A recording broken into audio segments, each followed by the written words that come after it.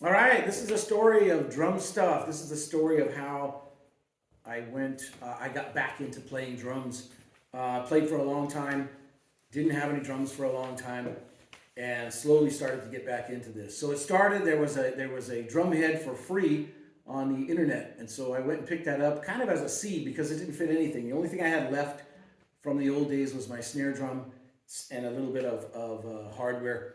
Everything else had been sold or traded. And so that started it. And I saw an ad on the same internet over in another neighboring town for free drums.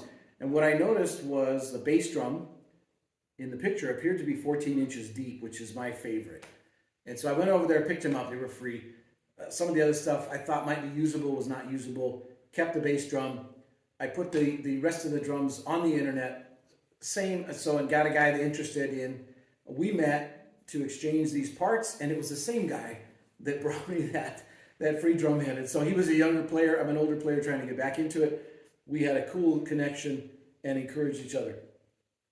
So I had a bass drum, and that was all I had. I had my old snare drum, and I had the bass drum pedal, hi hat stand. That was about it.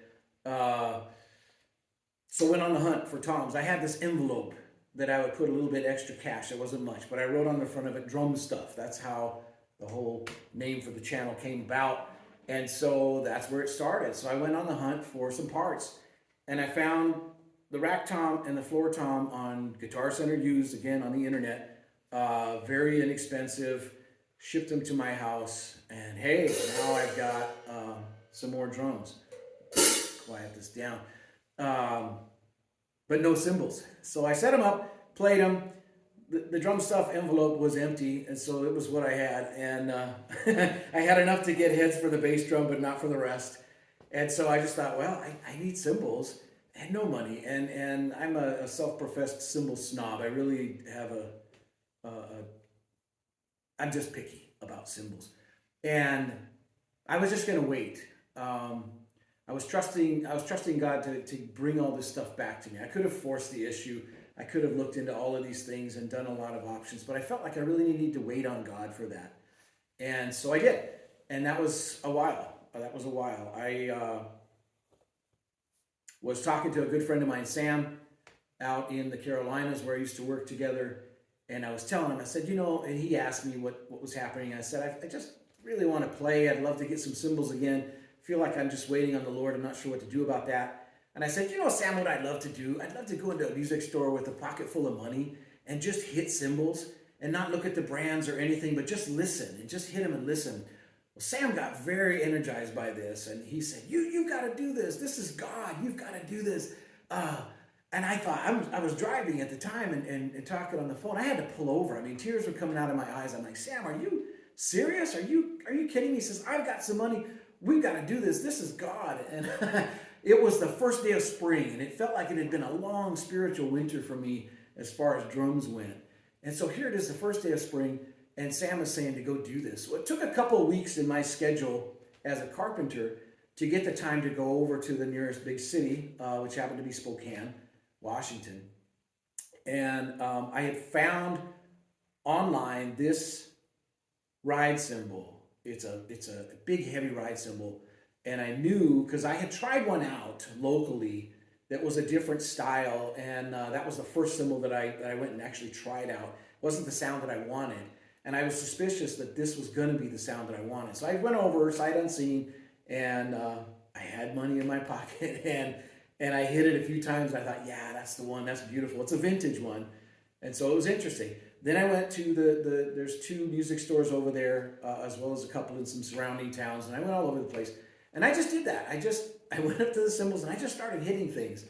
And I had so much fun. It was something I always wanted to do. And so I went to the first drum store, hit a bunch of things. I hit the exact same hi-hat cymbals, and that really clicked. And I thought, oh boy, those may be the ones. But I wanted to go to the other music store before I made my decisions. So at the other music store, lots of cymbals on the racks on the wall, and then they had this huge case, and I thought those were all used cymbals. So I had the guy there open the thing up, bring me a hi-hat stand and a cymbal stand so I could start trying them out. And I just took them out of there one by one. I hit all the ones on the wall first, and I heard a couple, and then I went through all of those one by one. And there's other people in there, and there's noise and stuff, and I'm trying to listen. I had a stack of possibles over here. The other ones would go back in the rack, and I just kept hitting. And I knew there would be surprises. I've always been a Zildjian guy. I played Zildjians most of my career. And so I thought, there's going to be surprises. And there were, definitely. This Zildjian Z series is really set up for heavy rock and roll. They're usually thicker, brilliant, hard-hitting cymbals. That's not me at all. But one of them on the wall I hit sounded really nice. It was an 18, and in this rack was this 16. And I liked it even better than the 18. I thought it was beautiful. But this one really stuck out to me. I thought, what in the world? What a great sound. And this is a Sabian. These two are Sabian cymbals. And I've heard lots of drummers play Sabians. I like Sabians. I've never hit one that I personally liked. And I'm not against Sabian at all. It wasn't the sound. And then I hit this one and it was like, oh, wow, that is nice. Really like that one. And then I'd hit these two together and I thought, these are very different cymbals, but they go together quite well. And then this one, so I'm thinking I'm getting used stuff. Maybe I'm not spending all of this money that Sam is so graciously sending my way. But he kept telling me over and over, he said, don't you worry about price. We need to do this. This is very important.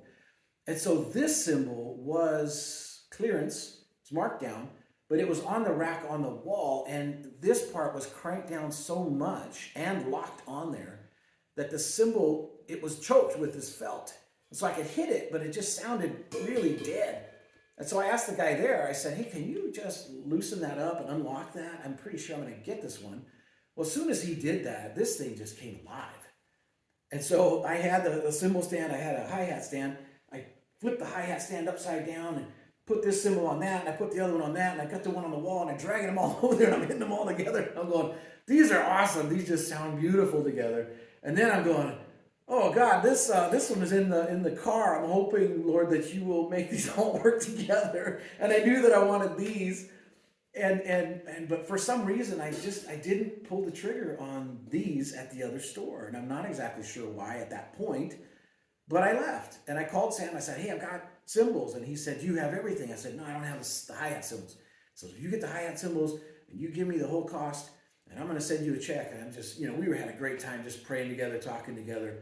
Just wonderful friend that Sam is, to have the Lord put that on his heart, on my heart. Old friends, old dreams, all coming to fruition. So I think it was 2 days later, these showed up on the internet.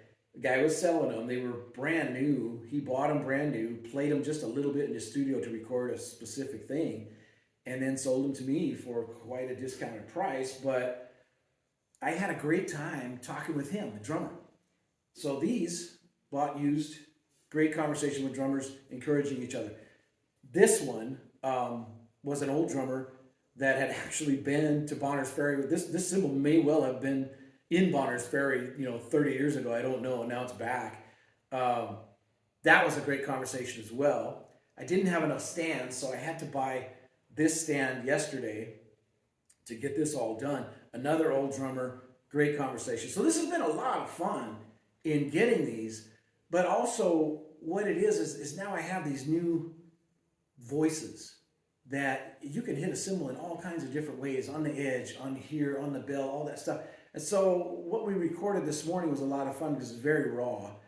But as I learn these things, as I learn what these things will do and how I can express myself through this whole brand new set, it's really exciting to me. And so that was a dream come true for me, having that come to pass. I still kind of can't hardly believe it. I've been playing these drums for the first time this morning with the new cymbals, the new heads, everything as a package. And I told Josh, I'm just shaking. I'm just like buzzing. And so it's a blast. And like I say before, play drums, man.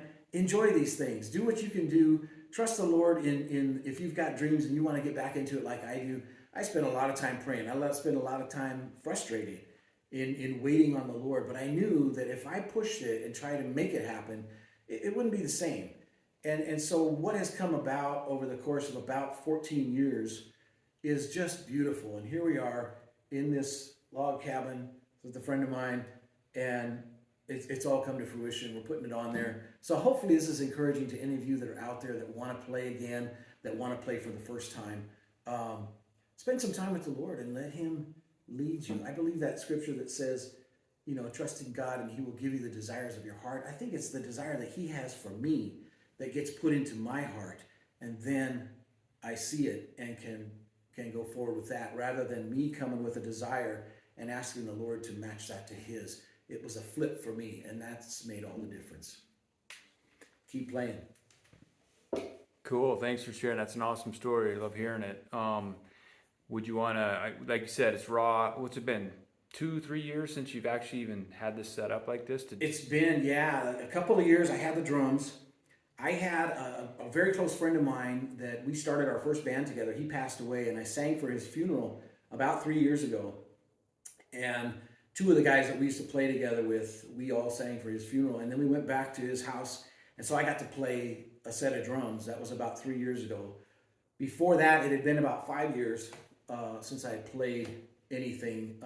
It was my old set of cymbals, my old set of drums.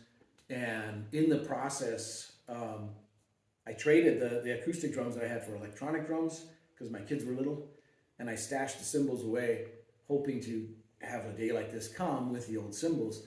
And a certain situation came up. I had to sell the cymbals, and that was a real bitterness to me. It was hard, and I wanted those cymbals back, and I wanted to save them, and they were super expensive. And I thought, there's no way I could ever get these back again. And it took me a long time to work my way through that, and to work my way through forgiveness and trusting the Lord to bring back at the right time a new sound. Because I felt like when I was praying about this, I felt like the Lord said, you're not the same person that you were back then. You're going to play differently. You need a different sound. And I think that was what got Sam so excited about it, was that. Because I think he's in a similar situation. Sam plays guitar, and we played together just a little bit out in the Carolinas. It was a lot of fun. So yeah, I think that was part of the thing, was letting go of that, being okay with trusting God. And it didn't happen right away. And a lot of people would tell me, you got to go, you got to make this happen, you got to do this. And I just never felt comfortable with that. And I waited, and here it is. So cool. Yeah, well, with that said, maybe I'll unplug the mic here. Do you feel like it's new sounds, it's new experience, you want to play again? And if you're happy with it, we'll leave it on here. If not, we'll just end it with the interview. So yeah, let's do that. Yeah, whatever you feel like spontaneously playing here, and I'll unplug this.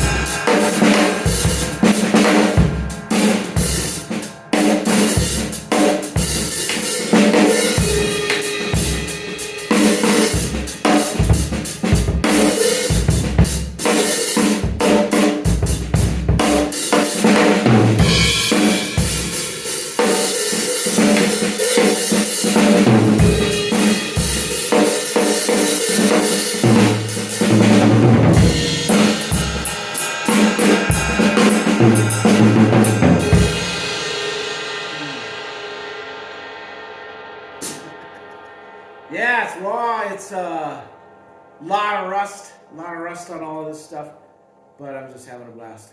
And That's I'm what glad matters to be most. playing again. Yeah, that's awesome. Sounds great to me. So awesome. All right. Well, thanks for sharing your story and playing a little bit there. And we'll continue on with the Chim and Chaw show in other ways. So thanks again.